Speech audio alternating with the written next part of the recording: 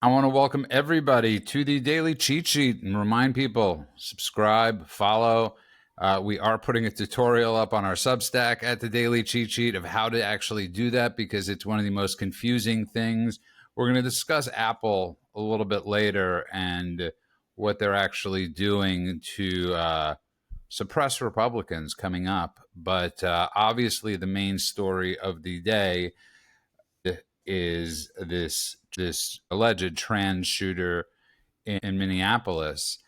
And this is a really frightening thing. And I was thinking about the fact that we call them trans. And yeah, I'm a little terrified sometimes of having our shows pulled off of YouTube or Apple for what we say. And I don't say this in a hateful way. I think it's a mental illness. And we've made it a protected class. Now, when you look at the suicide rates of trans, they far exceed the general population. They'll come up with excuses, man, that's because of victimization. It has nothing to do with that. They were doing this far before. I wrote an article about this 10 years ago that they shouldn't be used as an experiment in the military, right? When it was at least 3 times higher suicide rate than the general population.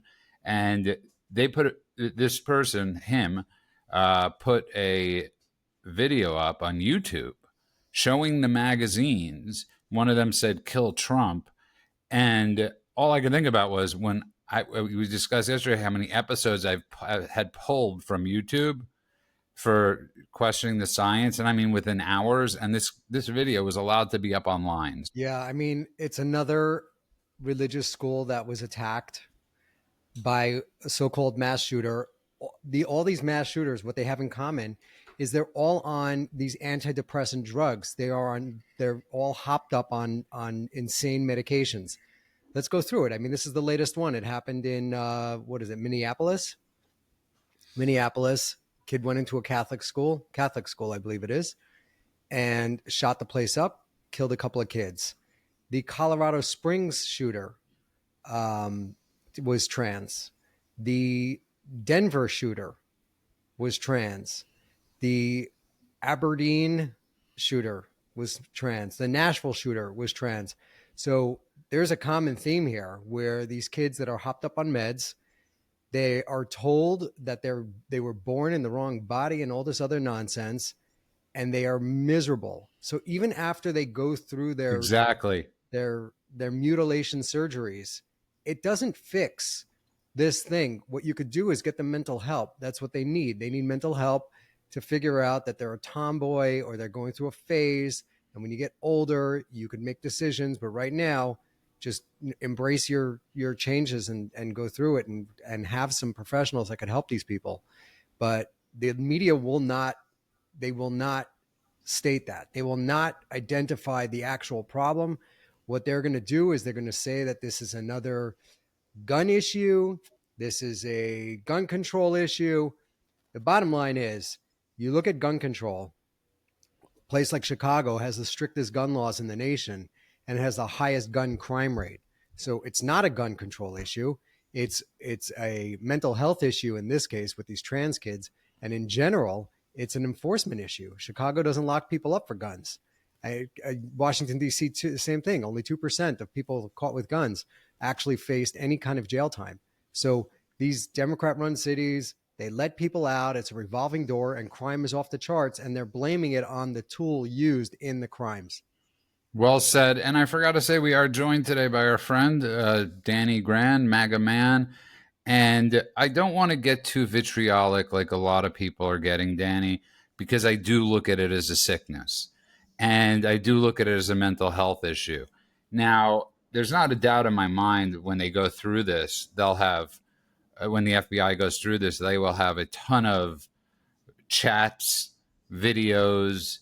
We've radicalized a movement in our country that it's like saying to an anorexic, you look great, keep taking off more weight. Or you look at the junkie and you say, keep shooting up. We're telling people that even after they have the surgery, their suicide rate is still far above the general population. Meaning, like, don't correct yourself when you're doing something wrong, but you're supposedly wrong from birth, so let's correct that. It's a crazy thought process. that always needs to be unraveled. It's like an inversion upon an inversion looking in the mirror, and people don't know that they're in a delusion mentality. They don't realize they're being disillusioned. These trans people, first of all, what does that even come from? It comes from transvestite, right? Wasn't that what a transvestite was? A person who was like supposedly a normal person, but like to dress in the other person's clothing, which is Yes. actually When we were younger, we called them crazy people. Well, No, but I don't want to get, but yes, no, technically I'm he's just trying to make a point. In societal standards, where ethics come from, it's a biblical prohibition to wear women's clothing if you're a man, and vice versa. Transvestite somehow turned into trans, whatever it is, dimensional. What are these people? Trans something or other. And the reality is, there's another factor of their parents that nobody's talking about. This guy, Robin, right, whose original name was Robert, he had his name changed by his parents. I've seen the documents recently that came up that today, as a matter of fact, that show his minor name change. It was a name change conducted as a minor by his parents. So they're just as much to blame. They're the ones pushing. I always wanted a daughter, so you're going to be my daughter now, Robert. And this is something that these people have to live with. And why are they going and shooting up all these schools all the time? You know why? It was sort of like the Michael Jackson kind of thing where I just loved the children because I never had a proper childhood. These kids look at these trans kids, they look at these normal, quote unquote, normal kids, and they say to themselves, you know, I really am feeling a lot of pain because I never got to live a normal life and be a normal kid and be who I want to be or whatever. So they're going to feel the wrath with me. One of the gun packs, the Uzi clip, whatever the guy had there. Besides that, it said this one's for the kids. For the kids. and kill Trump Another one right? said kill Trump, but this one said for the kids. This person is in such pain inside, the turmoil that they've been put through. They really need help. I mean, like men said, serious amounts of sincere compassion and mental help. And they shouldn't even be like able to get, they need insane asylums again for people like this. And the parents, I think, are the culprits more than anyone else, in my humble opinion. I agree with you 100%. I think what you're raising is a point I've brought up many times. We brought up on the show is I want to call it the Mengeleization of our society. And that is obviously I'm referring to Joseph Mengele performing tests, scientific experiments on, obviously in that case it was Jews, but not only Jews, it could have been anybody. He was a sick, demented, twisted person. But that's what they've done. They've allowed this sick, twisted, and when you look at the kids that are being affected by this person is 22 years old. As you said, hopped up on antidepressants, hopped up on ideology, hopped up on going on TikTok and seeing all the trans indoctrination going on. And I blame the Biden regime. I blame the left. I blame any doctor that has allowed this. I mean, France and the UK, who are so far backwards as far as everything else, as far as radicalization, this area, they're anti it. This is the one area they're ahead of us. Study by study by study, doctor by doctor, they've banned this stuff, especially for under 18. Well, what I was going to say is that Dr. Jordan Peterson really pointed this out so great. It was like the odds of having two children is something like 1 in 27 billion. And Charlize Theron and Megan Fox, they all have multiple kids that are identifying as trans. And what this proves is that it's not the kids, it's the parents. This is Munchausen syndrome. This is parents that are projecting their insane ideas and insecurities and wanting to fit in and looking for attention and desperately wanting to have a special child. And by special, I mean, we're going to the fringes of where specialty is. And they're doing this to the kids. It's child abuse. Let kids be kids. My kids were in the river this past weekend, fishing and chopping down logs and just doing all kinds of things, shooting BB guns and stuff that kids should be doing. 9-year-olds should be out there doing that stuff. These people are not. They're doing makeup classes because they're on TikTok all day and they're demented.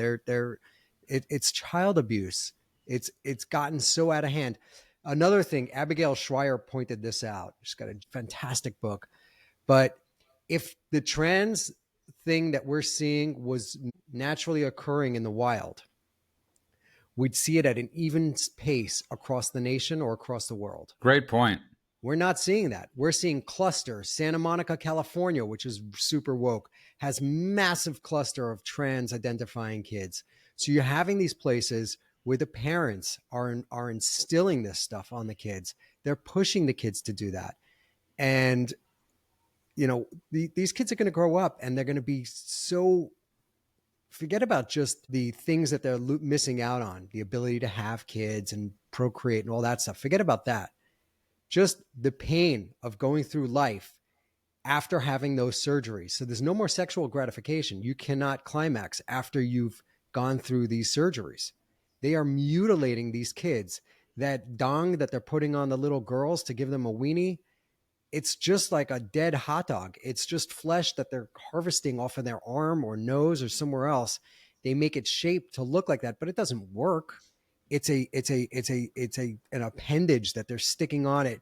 It's a costume, and this poor kid's going to grow up with a useless organ that doesn't do anything to them besides remind them of what they lost.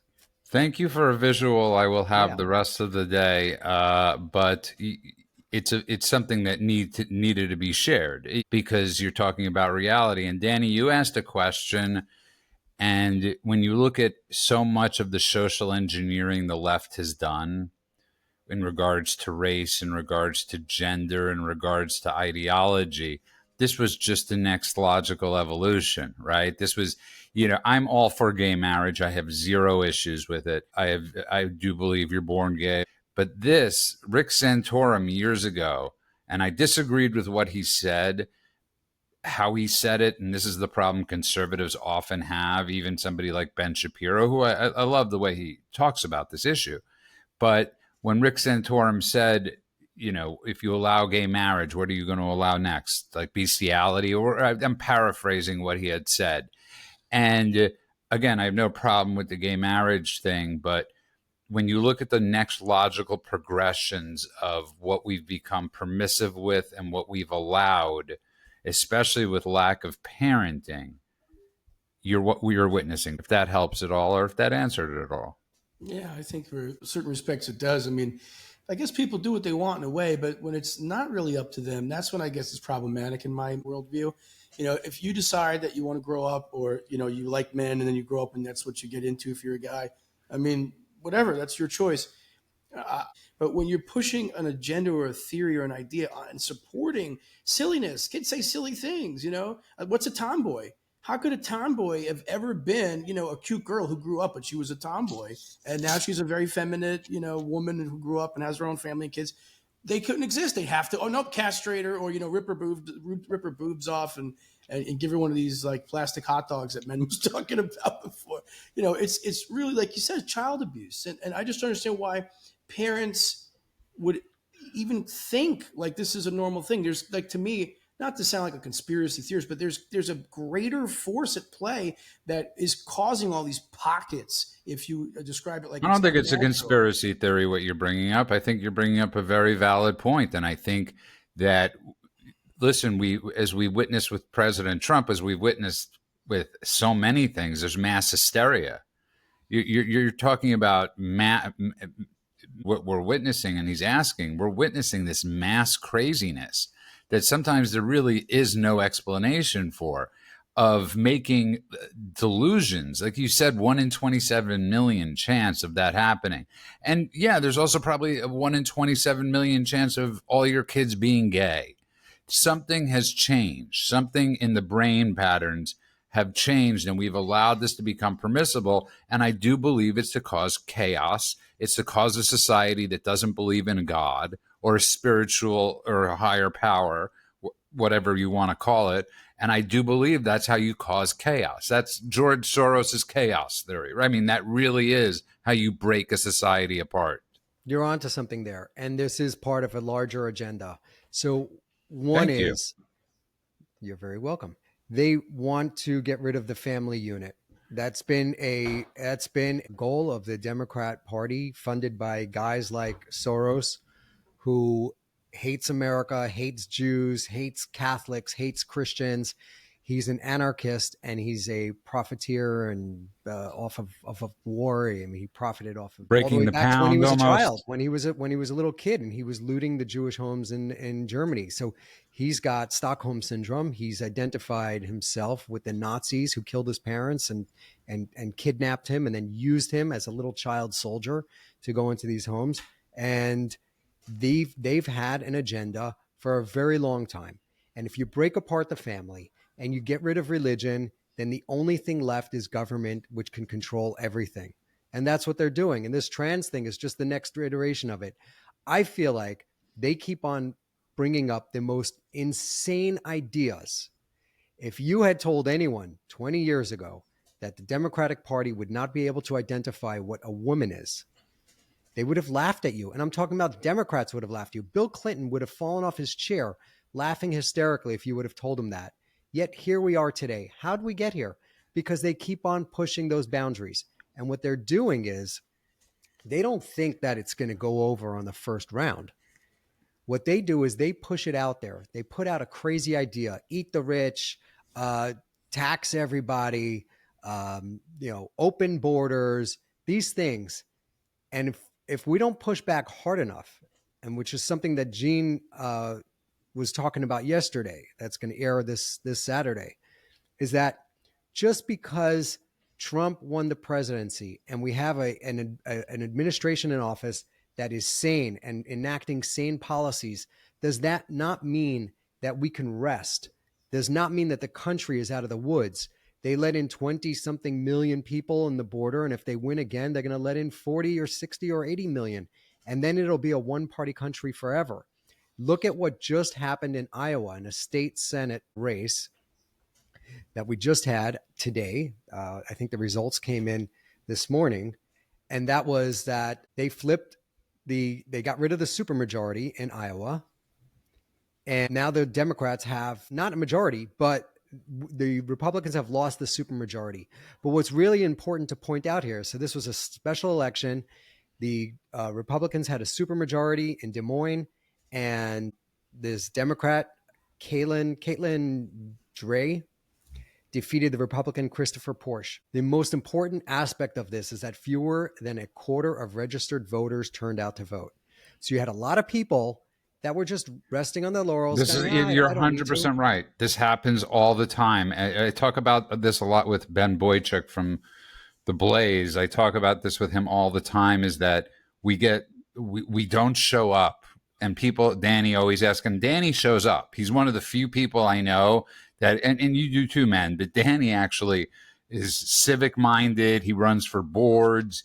I don't imagine he wears his yellow t-shirt polo when he's doing it with his camo Trump hat. He dresses up that way for us. He dresses up. Yeah, we're so grateful you decided to dress up for the Daily Cheat Sheet. But Danny, keeping it classy. Stay classy, Danny. Yeah, Getting We're back to use the AI and put you in a suit. I was going to wear a suit, Jack, but I'm like, what am I doing? These guys. But thanks for that. We greatly appreciate it. But no, for you, Danny, to the bigger point though, getting back to this, being reported that this guy's mother taught at the school. Now, instantly, Amy Klobuchar is calling for a gun ban. I'm calling for a trans surgery ban. That's what I want to call for right now, is a trans surgery ban, because this is not okay. So just because we can do these surgeries doesn't mean we should do these surgeries. We have to get back to a place where we start questioning what the hell is going on. I mean, isn't there like a certain aspect of trying to eliminate the population, if you will? They're being castrated. These people, their body parts that were functional and reproductive organs particularly, are being ripped out of them. I think that is what it is, a sterility aspect to it, which also is plaguing. So it doesn't look good. I think banning it is a very good idea, because really nobody benefits from it. It's totally unnatural. And one of the reasons why you don't see a bunch of trans squirrels in wild in nature is because they can't really they're going to get into pecking fights and rip the body parts off and then put the other ones on. It's not natural. There's nothing natural about it. And, listen, God puts souls and bodies the way he wants. and we're just trying to play God. And that's what Mengele did, and that's what the left always tries to do. And that's where people have to stand up and have to have that little bit of religious tone, a little bit of that fight back. And we're not going to be afraid. Okay, you shot up a religious Catholic school. It's freaking wrong. Okay, the mother worked there or not, it doesn't matter. It's wrong. You did that to target people who have a religious group. It's a terrible thing when they're innocent. When they're not doing anything to harm anybody else, they should be left alone to just, to be one with their creator. And that's their belief system. You have to respect it. And these people, the left, don't respect your right to believe in whatever you want to believe in as far as your religion goes. I don't want you to have one, like Men was saying. They want to just deconstruct the nuclear family. There's this mass formation psychosis, like Judah was saying, where everybody's like, this is normal. Yeah, let's go start cutting off our fingertips because our fingers are too long. And if they're so long, then, other people won't be able to eat as much pizza. So we have to cut our hands off so we don't eat as much. I mean, there's no end to it. It's ridiculous what we're listening to. And these kids are suffering, and they're causing other people to suffer. And that's where I draw the line. And that's where we all should draw the line. And men, you brought up something really, take God out of the equation. And let's say somebody believes in evolution, right? And people believe in evolution. If you believe in the evolutionary model, this is gone. This is beyond any realm of normal evolution. It just didn't happen that within 10 years we've had this societal evolution of a trans phenomenon. I'm sorry, Judah, but it flies in the face of Darwinism, doesn't it? The survival of the fittest. These people aren't the fittest. They shouldn't be surviving. It defies the concept of Darwinism. I'm sorry. Go ahead, gentlemen. No, but I just want to say, man, we have to start looking to a lot of this really does have to, it's like, obviously people use A, B, or BC before Christ or after Christ or whatever my terminologies. We have to start using before Trump and after Trump. That's right. BT. And and men, the reason I bring that up is because so much of a lot of this sickness and the mass hysteria was exacerbated the second he got into office in ways. I have a perfect example of it. And this illustrates just how far we've come and how insane the left has gone. Now, The Guardian and the New York Times are both super left-leaning papers, if not outright just left propaganda for the Democratic Party. In 2014, The Guardian put out a piece which said, the headline was, "How Blind Auditions Help Orchestras Eliminate Gender Bias." So what they implemented at that time was, when they were interviewing people to join an orchestra, if you're super talented with your device, your instrument, you're a violinist, a pianist, whatever, the judges would not see who's going to be auditioning. It was behind a curtain. You play your music, a panel of judges judges you on your music. And that was published on Monday, the 14th of October, 2013, 7 a.m. in The Guardian. Fast forward, July 16, 2020, New York Times puts out a piece to make orchestras more diverse and blind auditions.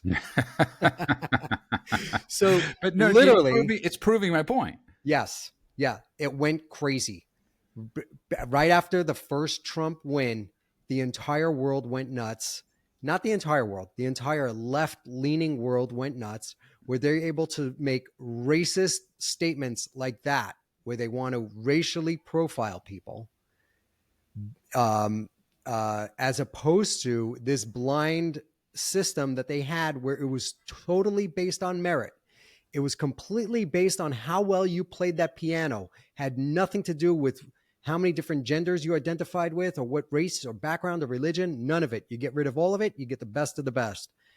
Fast forward 2 years, and they flipped the script and they want to have complete race-based auditions.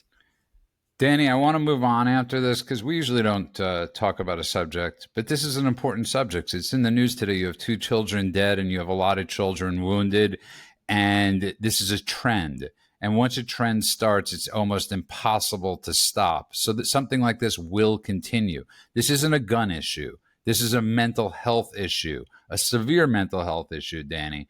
But I want to go back to one last thing on this is this. They broke every social contract with our society, the left, when Trump won. They were willing to break that thread that ties us together. I don't care what your opinion on abortion is. They started celebrating abortion. I don't care. Every single every single thing that could destroy a society, they decided to celebrate. And it was no longer what Clinton said, rare and whatever. It was, let's celebrate this. Let's celebrate trans. Let's celebrate all these crazy things. And I don't know how you go back. Again, I hate to say it, but the reality is everything on the left is what you call anti-biblical. It's the anti-biblical left. And there's a reason. See, Judaism really brought morality. The Jews brought morality to the world. We're not a Jewish show. You could just it's not say a Jewish somebody. show. It's about morality, and it's been brought there in that way from the Bible. Everybody reads the Bible, and it's something that hasn't gone away. The left is literally the antithesis of that. And that's the reason why it hurts people internally so much, Judah, because that's the basis for America, the basis of their moral fiber. And when you see all these things, what do? You just flip it on its head. You say, here's marriage, and here's another kind of marriage that goes against that. People get upset. Here's how people are supposed to look. Here, let's chop them up and turn them into something else. And that's going to get people upset. You have a right to defend yourself, but you shouldn't go take a gun and go kill somebody. The Bible says don't murder. These people are going and they're murdering. So you can go on and make that connection. And I think ignoring it for the sake of saying, I don't want to be that kind of thing or that, that's fine. You could be that, and it's great. And nobody's going to be upset with you. But the point is, you're not hurting anybody else. You're not hurting anybody by having an opinion, right? But when you start to take that opinion and it comes out of you and it goes into someone else in a harmful way, that's when it becomes a problem. So have these left think tanks coming up with all these brilliant ideas, which are not really brilliant. Put them into society and force them into people's belief systems, into their daily lives. DEI, there's a great example of, don't expect intelligence. So with all these people with their DEI operatives running the show, you're going to have plane crashes all over the place. And it's all coming down to the same thing. They're going to negatively affect society because they're going to go and undermine the things that we learn are the right way to do things. And that's as simple as that. Perfectly said. And I agree with you. And obviously I was kidding around. I smile a little bit, and you're on camera, MAGA man. But no, this is a serious subject. And I agree with you. And yes, they are brilliant, by the way. Don't kid yourself. They are the people behind the scenes that are running the show on the left. Very cunning. Are extremely brilliant and extremely cunning. It would be like saying Himmler and Goebbels weren't brilliant. Of course they were brilliant at what they did. These people are absolutely brilliant. And Trump posted, and we discussed this, and we're going to be discussing this on our weekend show with Gene Hamilton from America First Legal. He wrote, George Soros and his wonderful radical left son should be charged with RICO because of their support of violent protest. We discussed it, so it must have gotten back to the president. The big man got word of we want to take action on this, and he's taking action. Look at that, less than 24 hours later, making this thing come to life in real time. So here's the deal, is that the CIA, FBI, they're supposed to protect the homeland. They're supposed to protect us, the American citizens. And when you have a guy like Soros and that other Chinese billionaire, I mentioned him on the other show, you'll hear about it on Saturday. These guys are funding groups that are trying to destroy this country. So it is incumbent upon our government to protect us from these nefarious actors that are trying to destroy what America is. We all love this country. I even believe some people on the left love this country.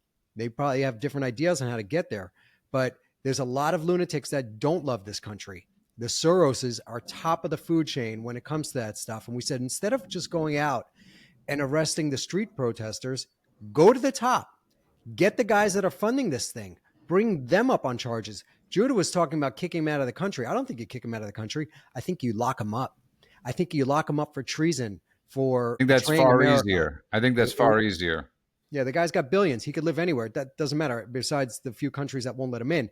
But no, throw him in jail. You throw his son Alex in jail.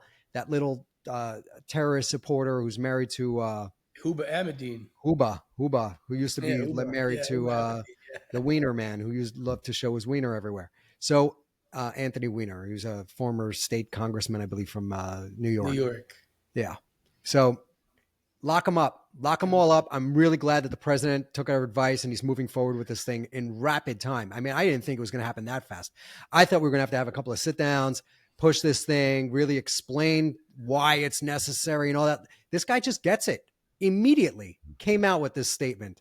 I am so proud. I'm not going to attribute it to ourselves. I know legally we can't. I think that's an awfully big stretch. But you know what? I've seen other things come out that that haven't been stretches, and so have other people. Things I've said that became whatever.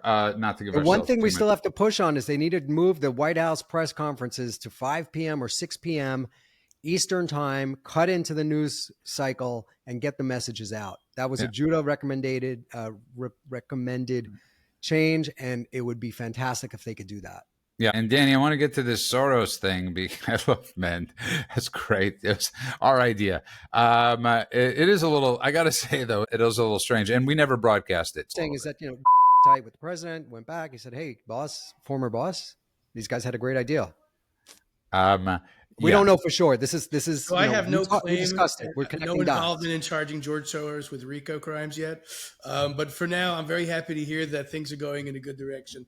Yeah, listen, I do believe that the Soros machine is something that has been undermining every single town in this country in one way or another. All these AGs that are being basically hired and propped up with Soros funding, all these riots and protests that they bring, pallets of bricks to, Pantifa, basically, these a bunch of fruitcakes with their pink nails and they're renegades, whatever, these little fruitcake kids.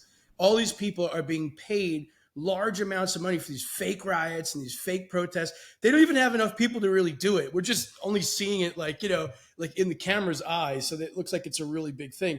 But they have to move them around from state to state in buses because there's where you have 800 people who are as stupid as they are to be just screaming and yelling and banging pots and pans, just a bunch of rabble-rousers. But it's worse than that because this guy's trying to undermine the legal institution with corrupt judges and corrupt AGs and the cashless bail and bond stuff that's going on, which Trump also tweeted out today or truthed out today, that he doesn't want it anymore. All these things are contributing factors to, demoralizing us societally speaking and letting criminals go out in the streets. And I think it's stated in history by some wise men that, pray for the welfare of your government, because if not for them, man would eat man alive. And I think it holds true today, many thousands of years later, since that statement was quoted. And the reality is that we do have to concern ourselves with what people are doing. And we do have to know that there is orderliness and justice and righteousness in the court systems. Otherwise, you're going to have all sorts of people running the street, beating up, little Chinese ladies from Washington, D.C. and pistol whipping them, like that woman who was speaking with Trump yesterday in that long 3-hour news conference that they had. So this guy's up to no good, and we got to put him away. And anybody who's involved with him in RICO, if that's the statute, then you know what? Very smart, and I hope that it plays out well. And get Rudy Giuliani. He's great at banging out these RICO cases, so get Rudy in on it. I'm all for it. But he's the one that really started it. Rudy's a little past his prime, but the RICO going after Antifa, and I loved what they did with Antifa. They called themselves anti-fascists, but they are fascists. Yeah, they're anarchists as well. It's what the left does all the time. They give it the name of the Inflation Reduction Act, had nothing to do with reducing inflation. Antifa has nothing to do with being anti-fascist. They are, in fact, fascist. Inversion. So, inversion. Going after them, going after that entire org with RICO and really dismantling it. It's not hard. They've caught all of the low-level people. They've already processed them. They know who they are. These guys that are out on the streets burning down monuments and all that stuff. So pressure them. You get a couple to flip. You find out how the chain of command goes. You take down the entire organization all the way up to George Soros and that guy in China. You take them all down and done. The same way they dismantled USAID. They went through it and they realized all the scams that were going on there. They need to go through Antifa, take it down like they took down the mafia. Take it down like a giant criminal enterprise. Listen, the reason he brought up Rudy, obviously, is because Rudy Giuliani made RICO famous. That was his way of bringing down the mob. whether I agree with it or not, that is what he is the one that made it famous. There is a new poll out, and Trump has his highest approval ratings in the Associated Press. It's gone up 5 points this month, so you could pretty much assume it, since the Associated Press is probably 15 points. But when it comes to the National Guard and all that, 55%, including 35% of Democrats and a plurality of independents, 46%, that agree that it is completely or somewhat acceptable to use the U.S. military and National Guard to assist the local police. This is a monumental number. He is managing to bull through everything, all the noise, Danny, and just putting common sense things in common sense places where most normal people can't disagree with it. I mean, they realize that we have a crime wave, a crime epidemic, and they realize that we have a lack of police epidemic.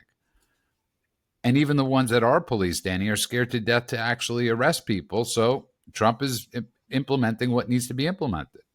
Yeah, Passe Comitatus, I believe it's called. It's mobilization of like a bridge between the United States military and the people, which is like the National Guard. It's been done many times in history. It's around since the 1800s, at least. They don't want the conditions of like you have in where the Hamas insurgents and army members of Hamas are entrenched in civilian towns and in the midst of it all. So there's a separation. You don't really see the military. Nobody was like, yeah, I was driving to work one day and I made a wrong turn. I wound up at like in a naval base. You know, it just doesn't happen because those things are separated. So there's a side of us, I mean, me included, who's like, I know Trump's not a dictator, so I trust him on this one. But a lot of people are going to come at him and say, you know, what are you doing? You're mobilizing. But they're not. Danny, that's the thing. Danny, they're not. And I had this talk with a friend of mine before the summer, and obviously it's anecdotal data, but he was talking about how it would appear, you know, to the rest of the country what Trump was doing in California, right? With ICE, then the National Guard protecting ICE, and then having to bring in the Marines to protect the National Guard and ICE. And I said, I think the rest of the country wants this. Yeah, but the left is letting it go because, again, my point was they're making the mistake and thinking that the typical left point is going to be, look, he's bringing in the military. He's the Hitler we always said he was. The fascism is real. And they're going to miss the boat. Why aren't they saying anything then? Where's the uproars? They're going for it. They're agreeing with it. That's because they think it's going to work to undermine him. And I was just simply going to say that at the end of the day, I really don't think it's going to. I think that people recognize that Trump is not a dictator. He's bringing law and order back. That's what he's doing. It's very refreshing. And that's why the poll numbers are up. That and the economy's on the way up, but all this tariffs and all the naysayers basically thinking the economy's going to be no good, and then the tariffs are making $500 billion or $1 trillion for us. So that's another chunk and cluster of people that are happier with him than they would have been otherwise. So all that's a contributing factor to his poll numbers going up and up and up. Winning on many fronts. I mean, you just look at it. The border is secure. There's no, today we had the first murder in Washington in 2 weeks, but up until today, there were no murders. I mean, that was a capital punishment for death in the Capitol. Isn't that what he said? I think that'll be the first one. That would be great. I think you take a life, you lose a life. I'm all for that. And we have such, from an economic standpoint, it doesn't really make sense because the amount of time it takes us to put somebody on death row and get them to the electric chair or whatever, the firing squad or wherever they're going to go is so long and it's so expensive. It would be cheaper to just lock them in a cell for the rest of their lives. I think there's a couple of things that could be done. One is prisons could be broken up into different types.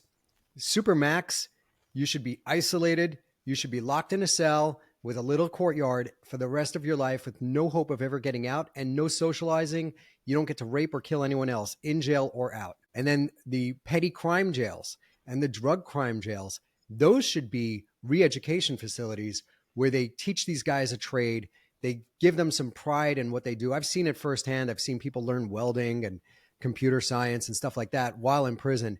And they come out different people. They actually get a skill set that they could use on the outside. And that's overall better for society. And it's not just about exacting revenge on someone who committed a crime, especially drug crimes where there is no harm. And by me harm, I mean, nobody got killed. So maybe they sold drugs, maybe people got hooked on drugs, and they're doing their time. They're paying their due in prison. And while they're there, we should have a robust program to rehabilitate people. And then the third part of that, and I talked about this the other day, financial crimes.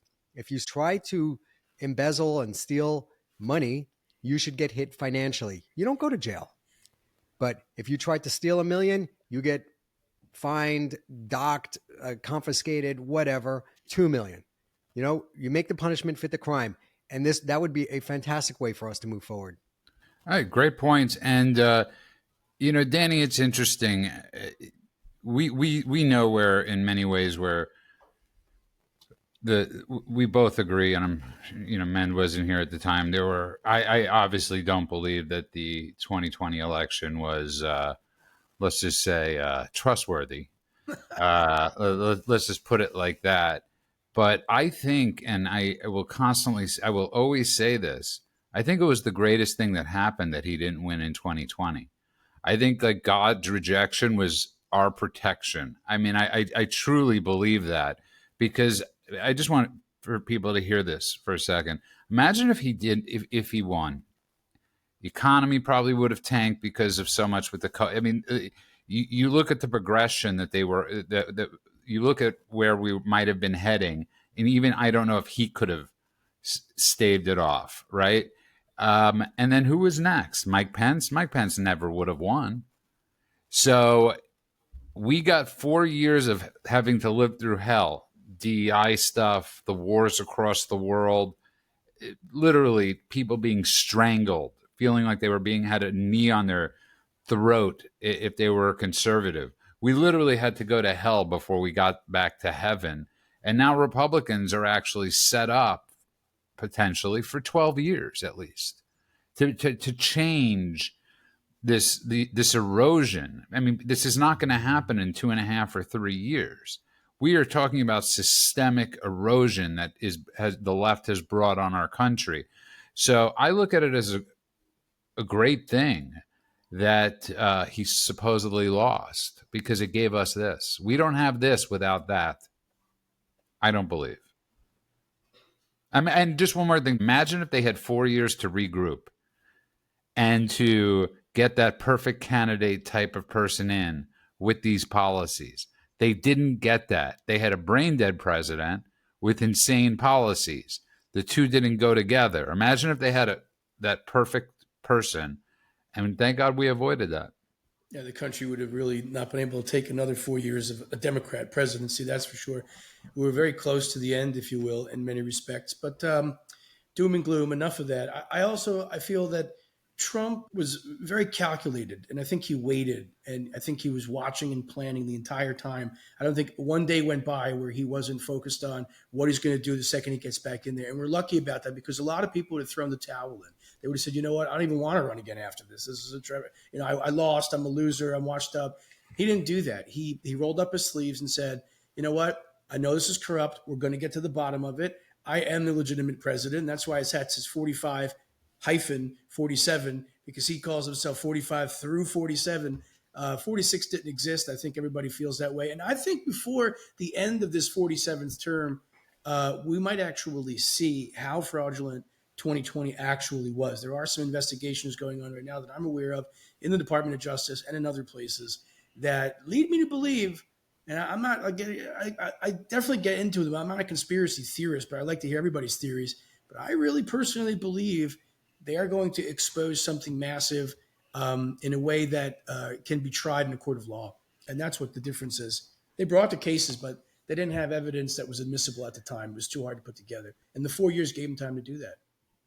And listen, if everybody was, you only have to control people if they're right, or if they're raising a valid point. Now, obviously, we've never discussed this on the show, and my point being is that we're far better off right now because they exposed themselves literally and figuratively for 4 years as an existential threat to our democracy and to our way of living. So it might have been the greatest gift that happened, because one thing the left lacks is self-control. So we witnessed 4 years of them imposing the most draconian type of things on us as a culture. And a lot of people, I think, had to see how bad it was, how bad it could be. And I think they did. It's a double-edged sword. See how crazy it is, right? We saw how bad it got. But the flip side to that double-edged sword is they now extended the Overton window. They've opened up these crazy ideas to even being discussed. You have the country discussing what a woman is. I mean, you have country discussing why it's either okay or not okay to have grown men in girls' sports, in girls' locker rooms. So, yeah, they showed us how crazy they were. But also, then it became almost socially acceptable to start debating these things, which wouldn't have even been on the radar to debate. It would have been, though. That's my point. Imagine it would have, you're right. It wouldn't have been on the radar, but it would have been our present without a president. That's the point I'm making. You're 100% correct. Yeah, I'm agreeing with you. I think what I'm saying is that every time they push it to this crazy level, it makes it socially acceptable. Whether we agreed with it or not, it makes it socially acceptable to be in the space where people discuss these things.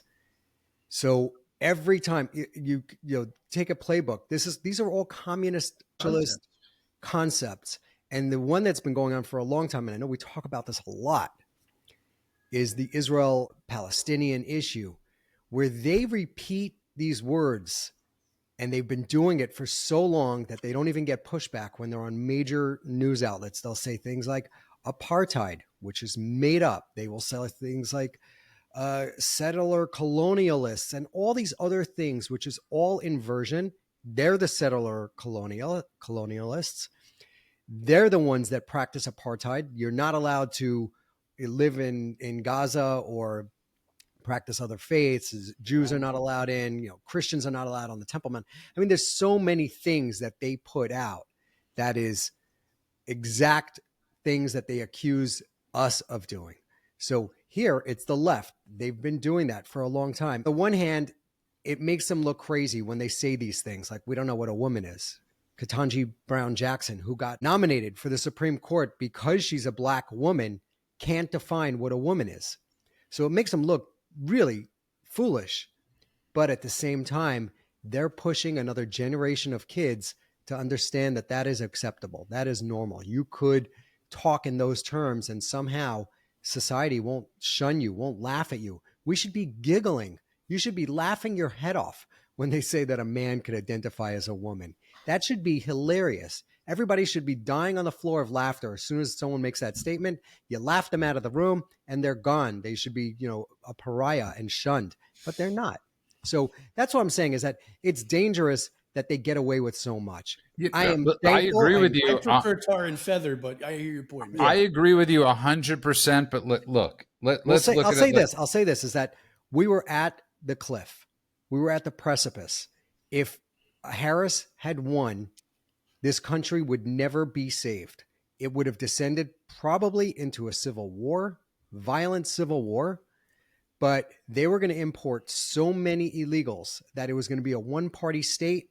And there's already laws in California. I mean, they're passing all kinds of crazy laws, but that if you don't gender affirm, basically gender mutilate, if you don't cut off your son's weenie when he's 6 and says, I'm a girl, the state will take your kid from you. And we would have had that nationwide. And so that's my bigger point. Imagine if he would have, no, that's not what I said. Imagine if 2020 didn't happen. They would have had 4 years. Let's be real. There's no Republican that would have won in 2024. Okay, against the right candidate. There just simply isn't. And Mike Pence obviously isn't that person, Danny. That's all I'm saying. So it's like we literally had to go to the cliff for Elon Musk to buy X, right? Because this happened with his child. We had to go so far and witness the campuses and witness atrocities across the world. We had to see Ukraine and Russia. Obviously, October 7th, things that never would have happened. But we had to be shown this, like, not a sign, in a sense, that we're so close to getting off that cliff as a country that thank God he won in 2024. But I'm also saying thank God he wasn't there in 2020. That's my point. And then he came back in 2024 exactly because he can catch them all now.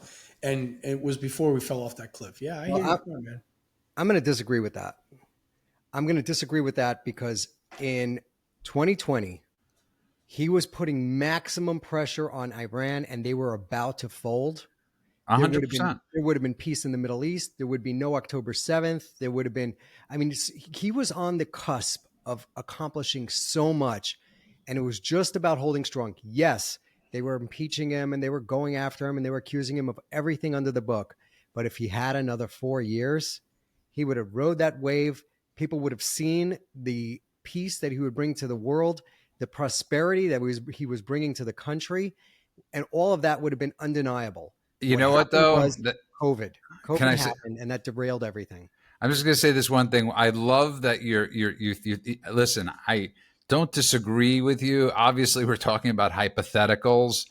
And Danny, we obviously between you two guys. You're both saying the same thing with different actual outcomes, right? Yeah. Mendes saying that if we would have had the 8-year run of Trump, it would have been really freaking good for a really long time. He probably would have been able to bash them out of oblivion, into oblivion anyway.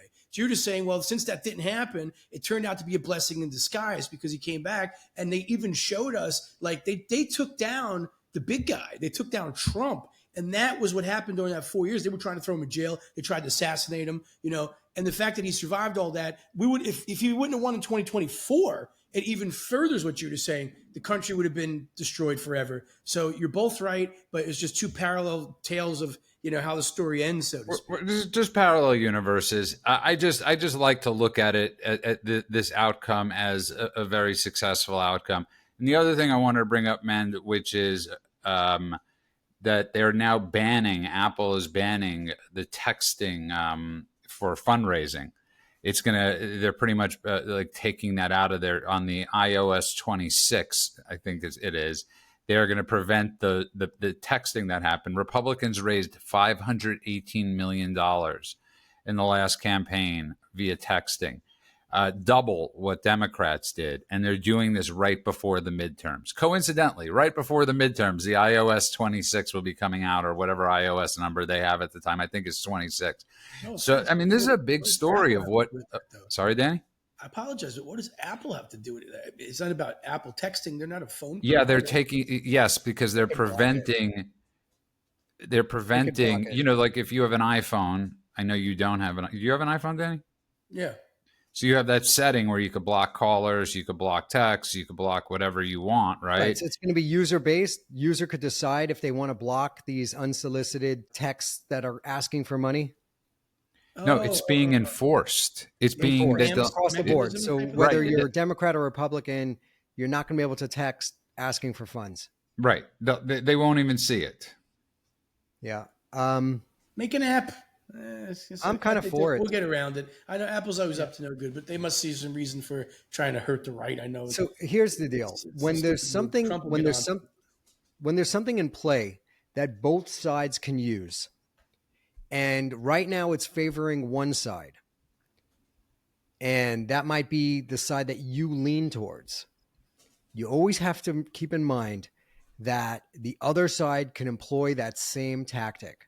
So getting rid of these spam texts, I'm all for it, even if it hurts the right a little bit more than it hurts the left right now, because it's just a matter of time. One, they're annoying as hell. You put your number into one fundraising thing and you will be getting text messages from everyone and their cousin claiming to be representing whatever guy is running. So Bernie Sanders will text the crap out of you, or Donald Trump will text. All of them do it. So getting rid of it is probably a good thing. Job better, right? The FCC is responsible for that spam stuff more than anybody else. I think that Trump should make sure that, don't spam us. We want to hear from you, but don't overdo it. And that's not necessarily a bad thing. I don't think Apple's so bright for going and doing something that might undermine Republicans during a Trump presidency. Well, that's the point, man. That's really the problem. So listen, this is what it is. Apple is expected to roll out its latest update, iOS 26, in September. This obviously is not a coincidence, which will include an updated text filtration system that siphons text messages from unknown numbers that have no chat history with the recipient to a separate message folder that will not generate an alert to the recipient. So, man, when you think about that, that's a very scary thing, that you have a side folder that you're not even aware of. So, yeah, I do think this is a weaponizing the iPhone to, right before the election. I think this is a fairly big story. You're talking about a lot of money that's going to be needed for the midterms. Again, this is a tool that could be used by both sides, and those texts are annoying as hell.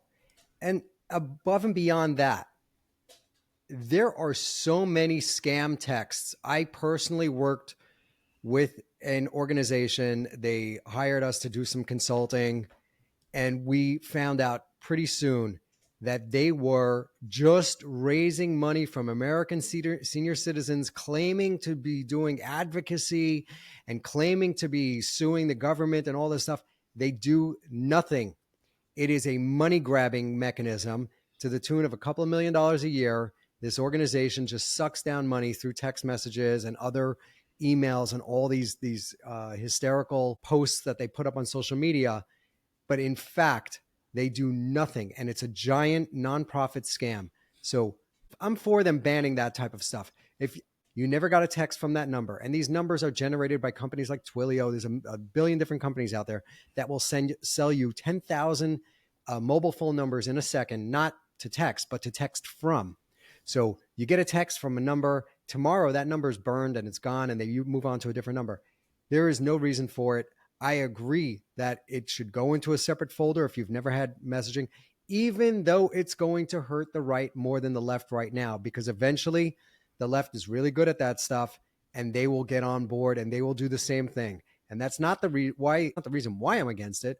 I'm against it because I'm just against spam. And this is a giant spam mechanism. It's a giant spam machine. I agree with you on that 100%. My point is that there's something way more nefarious to what Apple is actually doing with this right You're before talking about the timing. Yes, that's the timing. Yes. Will you agree that the timing is weird? They probably should have waited until after the midterms and then make that call. They always do their new iOS drops when they do their new phone drops in September. They do it annually. I think that's a so-so part of it. I think it's not only the timing as much as it is the overall concept. You know what I mean? They're trying to figure out a way to make a spam folder out of email, out of text messages in this case. What you could probably do is benefit from that in a way. If the Republicans are smart, what's the next step? What do you do about it? Very simply.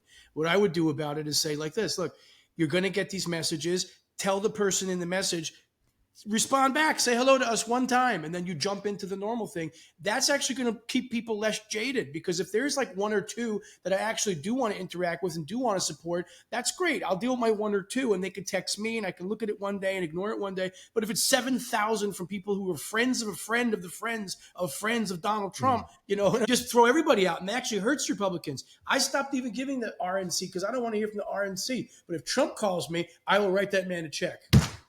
And it's good that you've lounged back in your seat. So we're having so your audio is a little lower on that. Good job, Danny Graham. Listen, man, I agree with you. I hate spam. I think everybody hates spam. Spam is horrible. And also half the money that is always raised through these things never sees the campaign. At least half of the money never sees the campaign. So the companies that are upset about this are the companies that are going to be losing $250 million because they didn't get the half chop they got from. You say half. We did an audit of one of these companies, and they weren't doing as much text messaging as they were email, but they keep 85% of the donations. 15% goes to the actual nonprofit or organization or elected official that's employing them to do this. Especially with super PACs. I agree. I agree. Most of the money, of it. And some of these charities, some of the charities out there, I forgot the name of them. We'll put it up in Substack. But some of them keep 98% goes to administrative fees, and 2% goes to the little orphans or the military guys that the money was raised for. So some of these things are complete scams. There's some organizations out there that highlight the scam, because all these nonprofits have to file and show where the money went and what they did with it. And you see it's egregious. Are you familiar with what's going on with the blue slip?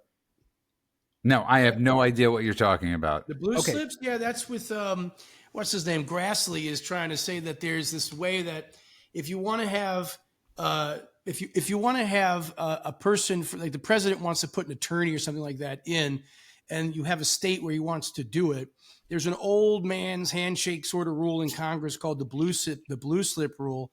And basically what it means is, if there is one person from the opposing side, so if it's the Republicans trying to push this one person in, they need at least one Democrat then from that state to go along with it and give them the blue slip, which is the permissibility, so to speak. Trump is arguing that the whole thing's a waste of time. It's wasting his time. And it's nice that Congress has all these weird, like, Freemasonry hand gestures and things like that. But we need to get the people's business in order and keep the ball rolling. And Grassie's like, well, my hands are tied. This is a 150-year-old thing. And I'm about 98 of those 150 years. And, Mike Davis, who's a big supporter of him, he's from the Article 3 Project, a pretty cool attorney, a smart guy. He's like, it's not really Grassie's fault. He's just following the way that's been all those years, and that they have to do it because what one side does today, as Men was saying, and just extrapolating it here, the other side will use against them tomorrow. But Trump's like, hey guys, the whole thing's unconstitutional and you can't do that. And that's really going to be the lawsuit that the Trump administration is going to file against Congress. So that's going to be a fun one. I think that's what you're talking about. Well, yeah. So it's an informal practice. This is not law. This is just a custom. And it was put in place to incentivize collaboration. So if there's a Republican president and he's got an attorney that he wants, or a judge that he wants to appoint for a specific state, what they do is they send the two home state senators get this blue slip. And on the slip, they get to write whether or not they approve or disapprove. And it was really like a goodwill gesture, so that one party could send it out. And if there is an opposing member from the other party as a senator, he gets to have a little input. But the way it's been working is that the Democrats have been denying. They've been returning this blue slip with the denial on it for anyone of substance that this administration is putting forward. So they're weaponizing it. They're using it as a tool. It's also worth noting that in the Biden administration, the Republican senators approved all of his nominees in a pretty fast, expedient manner. And the Democrats now are refusing to appoint 146 of Trump's nominees. And he should do it as one bill. They sit down, approve everybody at one shot, stop dragging it out. But this blue slip thing is, it's not law, and they're using it to get the weakest judges appointed, because those are the only ones. And by weakest, I mean the ones that are letting all these people out of jail, the ones that are doing no cash bail, the ones that are denying that illegal aliens should be deported, the ones that are affirming transgender mutilation, like all of that stuff. And he's trying to get through some common sense, salt of the earth type judges, and none of them are getting through. Chuck Grassley, who is a Republican, is, I guess he's the judiciary chairman. And he is not budging on this. He does not want to break with tradition, even though that tradition that was put in place in an effort to foster collaboration is now being used by the Democrats as a weapon, as a tool to deny anyone that's being put forward. I fully support this. I agree with Trump. We should get rid of it. It is not a law. It is not in Constitution. It is an ancient handshake type of agreement. But it's not law, and it's unconstitutional. This is not the way we work. So all power to Trump. Go forward, fight the good fight, get rid of this thing. So when I was having drinks with Dan Scavino one night, I heard Trump in the background say, what the hell are these blue slips? Give all these bitches pink slips. So he went from blue slips to pink slips. That's what they're all getting. They're fired. Anyway. That's what you had. You know what? I got to say, I got to hand it to both of you for being far more knowledgeable on this situation. And that's the whole point of the Daily Cheat Sheet. I just want to end with this. So Pope Leo, the popes in Israel, it just never ends. And I got to tell you, Pope Leo, you're on the wrong side of history. And I don't mean to offend our Catholic listeners, but most Catholics in America, especially the head ones, have been very anti-popes because of how liberal they are. So Pope Leo made a strong appeal to the global community on Wednesday to end the nearly 2-year conflict between Israel and Hamas. Here's how he starts it: calling for a permanent ceasefire, the release of the hostages, and the provision of humanitarian aid. I once again issue a strong appeal so that An end may be put to this conflict in the Holy Land, which has caused so much terror, destruction, and death, the pontiff said in his weekly audience to the Vatican. I implore that finally, at the end, he says what he should have said at the beginning, or the only thing. I implore that all hostages be free. And then he should say, then we should discuss a ceasefire. Okay? There can't be a ceasefire without the hostages freed. I don't understand. There's been more Christians and Catholics killed by Muslims over the last, say, 50 years than any other religion, any other denomination. Catholics and Christians are the prime target for Muslim extremists, and they are slaughtering them on a daily basis. I put something up yesterday on social media. We talked about it in Nigeria, 500,000. It's just off the charts. Why is the Pope doing this? I think it's because he's weak. I think it's because he's coming out and he's saying, look, let me be nice to the terrorists in the hopes that they are nicer to the people of my faith. And let me be really mean to the country that I know is already being good to my faith, because there's no loss there. It's not like Israel is going to start persecuting Christians and Catholics. So it's a flawed calculus. It's very weak. It's not showing true to leadership. I wish he would change his ways. We are hoping that there would be a strong, powerful Pope who could bring people back to the faith and strengthen Catholicism and protect Catholics and Christians around the world. But that is not what he's doing. He is pandering and kowtowing to the terrorists, to the jihadis. So no different than what France Macron is doing, no difference than what Starmer's doing, or Carney in Canada. All of these guys are doing the same playbook: pander to the jihadis, demonize the only country that protects the rights of all religions. Brilliantly stated, Danny. Final thoughts on that?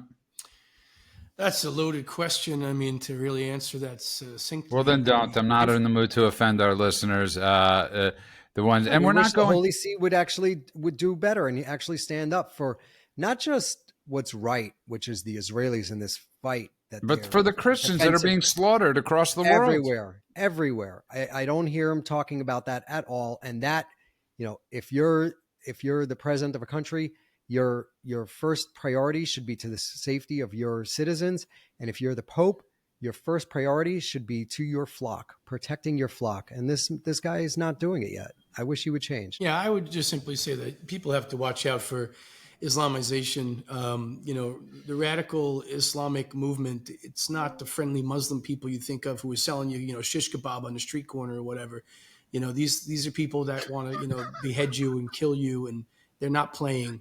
And they're showing up more and more, and I think America's got to wake up to that. But that's another discussion for. No, I think it's the same exact discussion. I don't think there's ever a discussion that's not within this discussion, which is radical Islam. You can't talk sense. This is what everybody is trying to do. They all think you could talk sense into people that are living in the 7th century. It's not compatible. So these statements, all of these things, it doesn't fit with us. It just simply does not. It is incompatible. It is incompatible. And I want everybody to listen to Patrick Bet-David's podcast yesterday with Bibi Netanyahu. It was really good. Yeah. And one of the things that, and I posted about this, but I think I posted about this, but it's one of the things that Bibi was sharing is, everybody always talks about the $3.8 billion. It's like the boogeyman in the room. Think about it like this. And I brought this up. It's the greatest return on investment ever is assuring that, and Bibi brought this up, we're making sure that you don't have it over there. We're taking care of Iran and the jihadists so they don't land up on the shores of America. And I don't understand. I mean, I do understand. And it breaks, I think, all of our hearts to really understand where a lot of this is coming from. And it's extremely heartbreaking. But, listen, I pray for the kids right now and their families in Minnesota. I truly, I pray, I can't imagine the nightmare at that Catholic school that they are going through tonight and today and for the rest of their lives. I pray for them. We have to put the onus on where the onus is. And yes, obviously the onus is on the shooter, but it's who indoctrinated him. It's who allowed it. It's the psychiatrist that he was seeing, the medication he was being given, and the videos. and his parents, the videos online that he was watching, because this juxtaposes every single other way of treating mental addiction or mental illness. It goes against everything logical. If anybody said they were going to kill themselves, right? Every time somebody says they're going to kill themselves, or they talk about suicide, now every newspaper or outlet in America says, if you're having these thoughts, call the hotline. If you're having trans thoughts, call the doctor's office. That is literally, Danny, what they are saying to these sick individuals. I don't wish any harm on them whatsoever. I don't want them to mutilate themselves, nor do I want anybody harming these trans people. If anybody should be, it isn't the gun's fault. It's not the gun's fault. And we have a security officer placed outside of every federal building in the country. Every single lawmaker gets a security detail. The one place that they refuse to do that is putting armed guards outside of our schools. And they absolutely should. We should take retired vets. These guys are well trained. They've served our country. They are patriots. They care about kids. They care about this country. They've showed up and put their lives on the line. Put them to work, pay them well, stand outside our schools and protect the kids.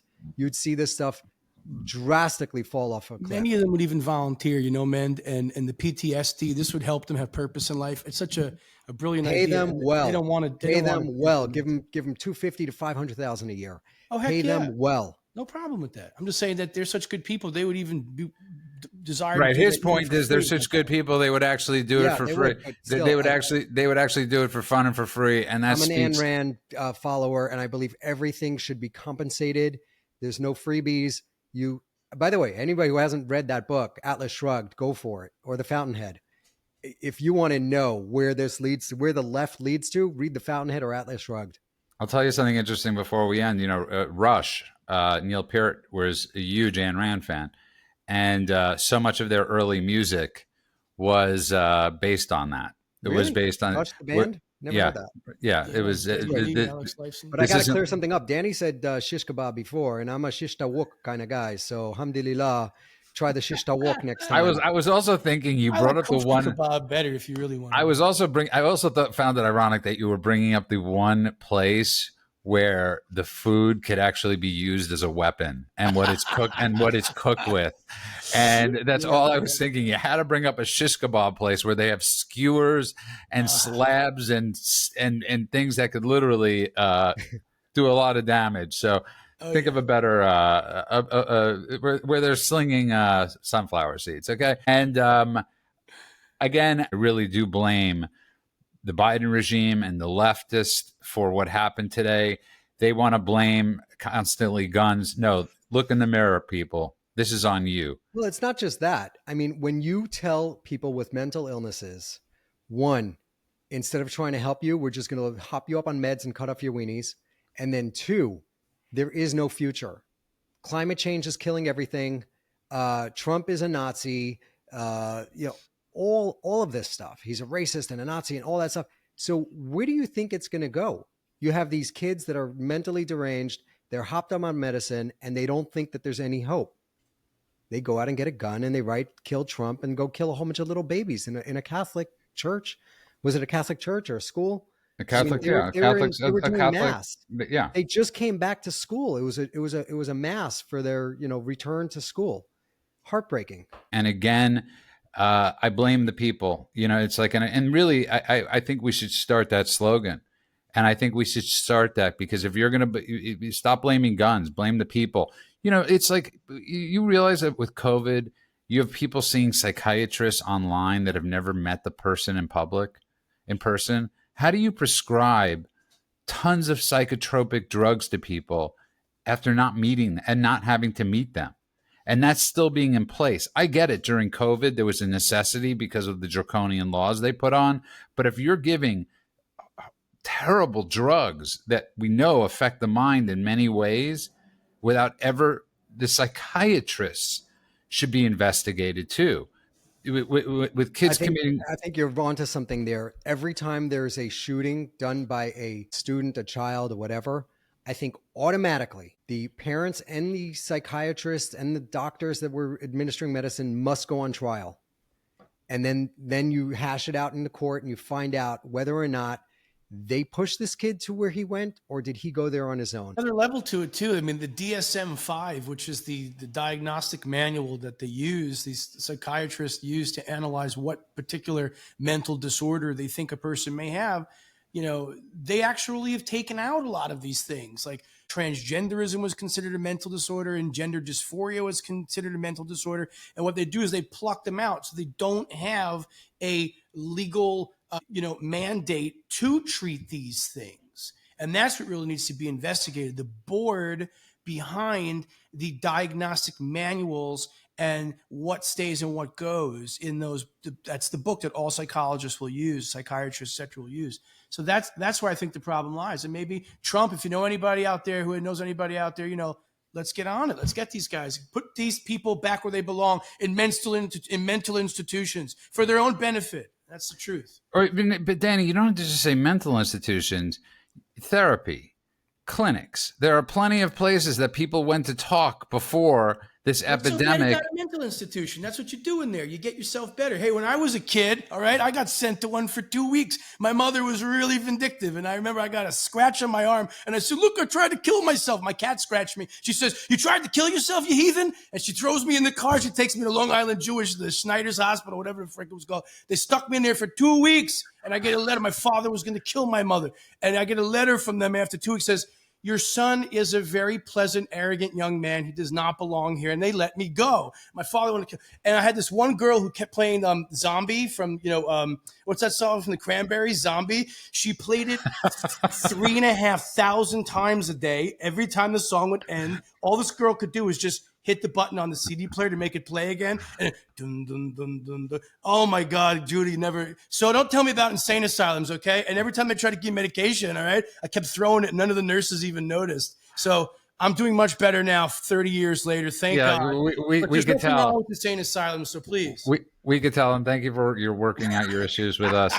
I want to thank everybody that's been, and again, let's pray for the families of everybody. Have you guys seen 12 Monkeys before we get off? Yeah, of course, with Bruce Willis. I love that you're just. I thought it was Brad Pitt. It was Brad Pitt and I thought it was Brad Pitt and Bruce Willis, but yeah. I could be wrong. I know Brad Pitt was in it 100%, but now you're gonna have to make me look this up while we're doing the show. 12 Monkeys. I can't believe you've Bruce Willis and Brad Pitt, and don't ever question my acumen as far as this goes. I know. And I love that I'm talking to two people who have such little knowledge of movies and music. Anyways, and cultural. But not music, but movies. I don't know. Yeah, Danny, it was a pleasure to have you on today. As always, yellow shirt and all. And for people to check out Danny and his grand looks, go to our YouTube and subscribe. Daily Cheat Sheet, Rumble, The Daily Cheat Sheet. Instagram, The Daily Cheat Sheet, pretty much everywhere, The Daily Cheat Sheet, Substack, The Daily Cheat Sheet. Thanks for the downloads on Apple, Spotify, everywhere. From the bottom of our hearts, thank you. Want to wish everybody a good morning, afternoon, and night world. Wherever you are, God bless you all.